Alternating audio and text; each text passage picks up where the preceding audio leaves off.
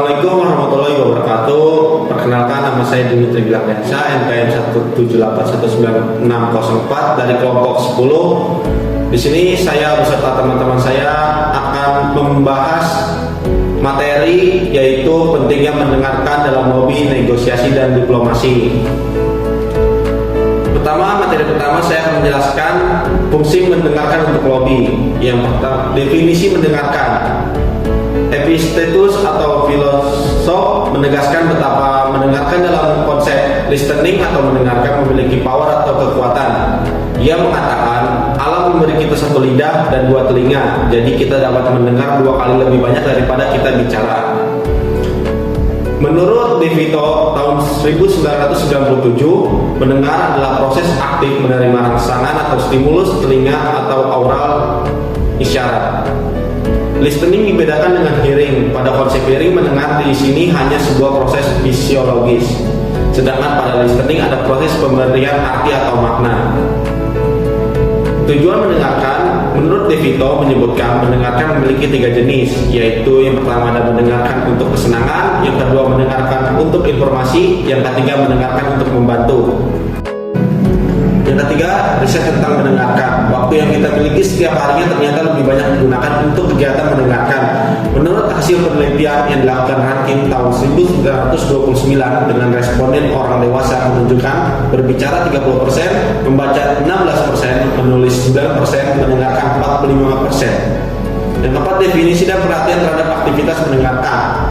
Epictetus, seorang filosof, menegaskan betapa mendengar dalam konsep listening atau mendengarkan memiliki power atau kekuatan. Ia mengatakan alam memberi kita satu lidah dan 2 telinga, jadi kita dapat mendengar 2 kali lebih banyak daripada kita bicara.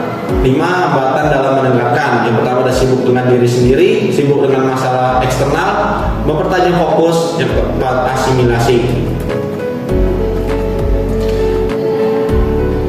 5 ada faktor kawan atau lawan mendengar. Yang keenam ada mendengarkan yang diharapkan. Materi yang kedua ada fungsi umpan balik dalam mendengarkan. Sebuah pepatah lama mengatakan bahwa manusia memiliki 2 telinga dan 1 mulut, jadi mereka harus lebih banyak mendengarkan daripada berbicara.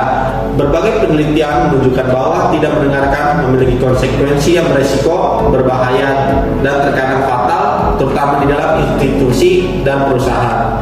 Dengan demikian, menghilangkan fakta bahwa banyak organisasi di lingkungan kita akhir-akhir ini mendapat protes dari masyarakat dan karyawannya karena ketidakmampuan pemimpinnya untuk mendengarkan orang lain, terutama masyarakat umum. Fungsi feedback dalam mendengarkan agar menunjang kegiatan lobby. Dapat mengontrol arus komunikasi dalam lobby. Beberapa manfaat mendengar jika dikaitkan dengan fungsi umpan balik. Yang pertama adalah menangkap informasi yang diharapkan, dikehendaki sasaran lobby sehingga ia mengabulkan keinginan kita ketika melobinya. Yang kedua adalah menangkap kekecewaan sasaran lobby pada kita agar kita tidak mengulangi kembali, diikuti dengan pemberian service recovery, service tambahan untuk meredakan kekecewaannya pada kita atau pada perusahaan kita. Yang ketiga ada menangkap kesalahpahaman yang mungkin telah terjadi sebelumnya sehingga kita bisa mengklarifikasi dan meredakan mungkin amarah yang timbul sebagai akibat kesalahpahaman kita. Selanjutnya saya Wahyu Nurrohim, NPM 1781947, yaitu materi selanjutnya mendengarkan yang efektif. Mendengarkan adalah salah satu aspek yang terpenting dari komunikasi yang efektif. Menjadi pendengar yang baik dan sabar tidak hanya membantu memecahkan masalah di tempat kerja dan di rumah, tetapi juga membantu melihat dunia dari sudut pandang orang lain. Dengan cara ini, pemahaman kita tentang berbagai hal dapat diperluas dan dikembangkan lebih lanjut. Untuk menguasai teknik mendengarkan, harus mengetahui beberapa dimensi tentang cara mendengarkan yang efektif sebagaimana diutarakan oleh De Vito. Yang pertama, mendengarkan partisipatif dan aktif. Yang kedua, mendengarkan secara empatik dan secara objektif. Yang ketiga, mendengarkan tanpa menilai dan mendengarkan secara kritis.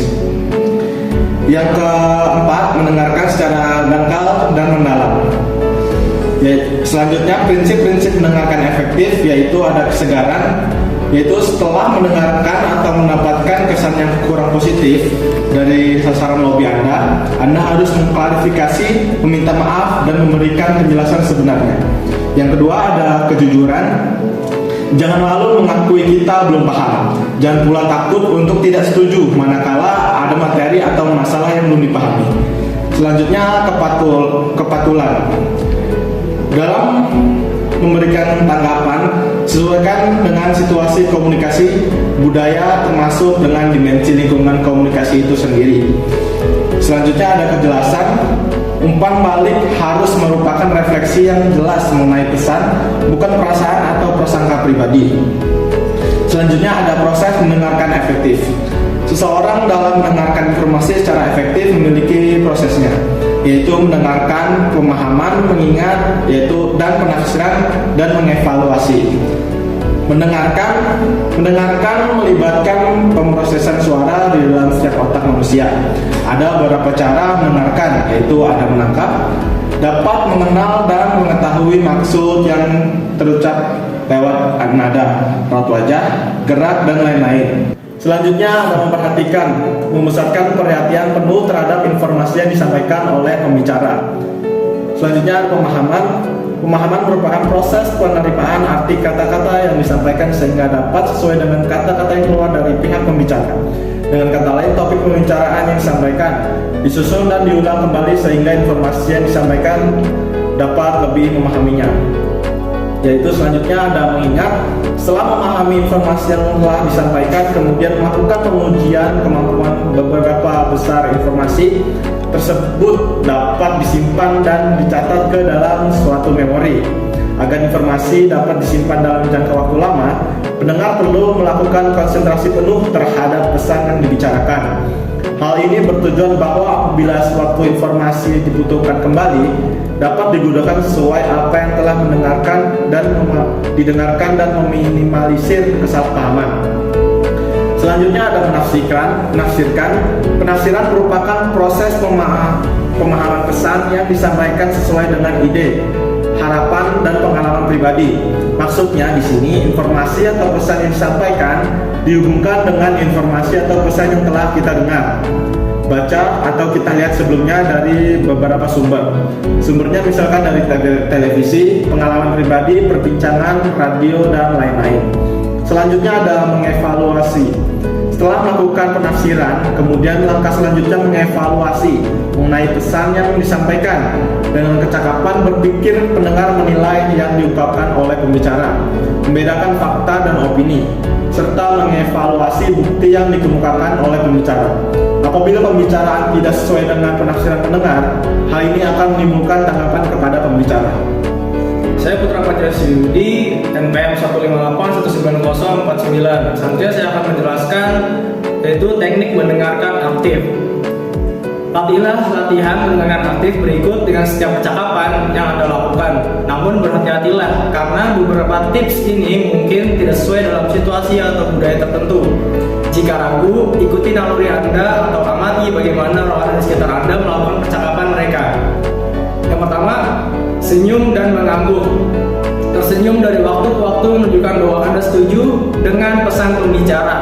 Jika Anda menggabungkan ini dengan anggukan dan sesekali orang yang bicara dengan Anda akan merasa bahwa Anda memperhatikan pesan mereka.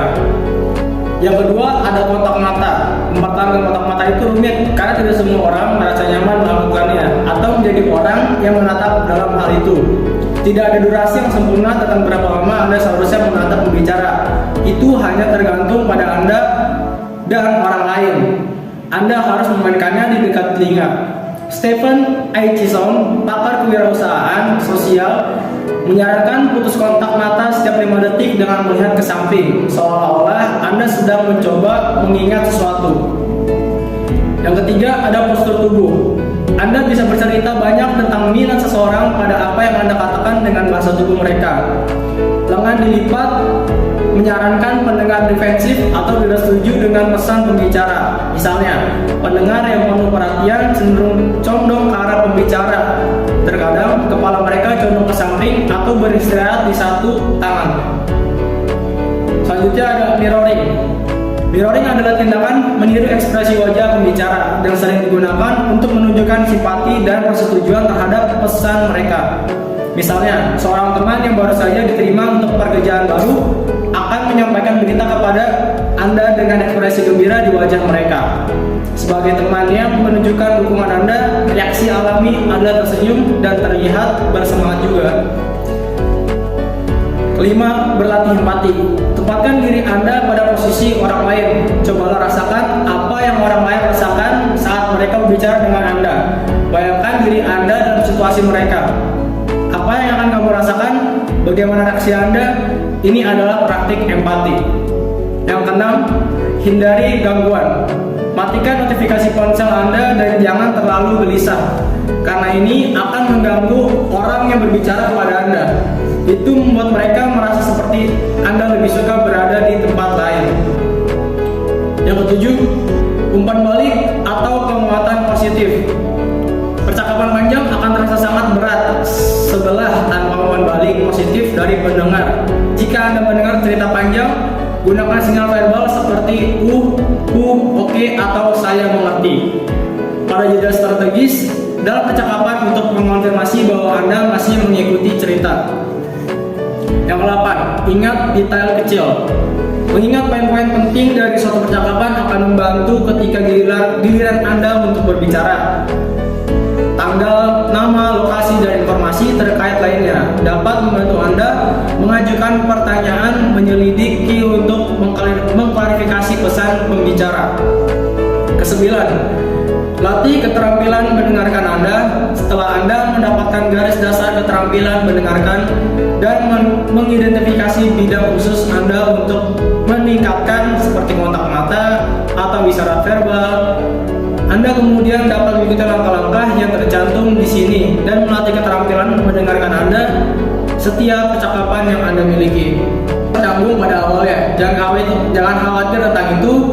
Jika ini membantu, Anda dapat memberitahu orang lain bahwa Anda sedang melakukan latihan mendengarkan aktif untuk meningkatkan keterampilan komunikasi Anda. Terima kasih. Demikian presentasi dari kelompok kami. Kurang lebih mohon maaf. Wassalamualaikum warahmatullahi wabarakatuh.